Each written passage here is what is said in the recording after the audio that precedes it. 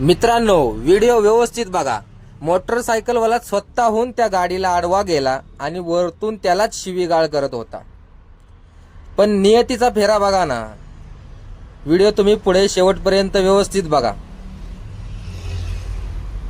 तो गाडी चालक निघून गेला आणि नंतर हा मोटरसायकलवाला तिकडून येणारी गाडी न बघताच रस्ता क्रॉस करायला लागला आणि त्याचा अपघात झाला। बघा मित्रांनो, कर्माची फळे, वाईट कर्माची फळे लगेच भेटतात। त्यामुळं कर्म नेहमी चांगलं ठेवा, भावना नेहमी चांगल्या ठेवा, नीतिमत्ता साफ ठेवा। व्हिडिओ आवडला तर चॅनलला सबस्क्राईब करा, व्हिडिओला लाईक करा।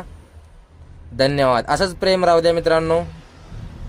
तुमच्या सर्वांच्या सपोर्टमुळे 2K सबस्क्रायबर झालेले आहेत।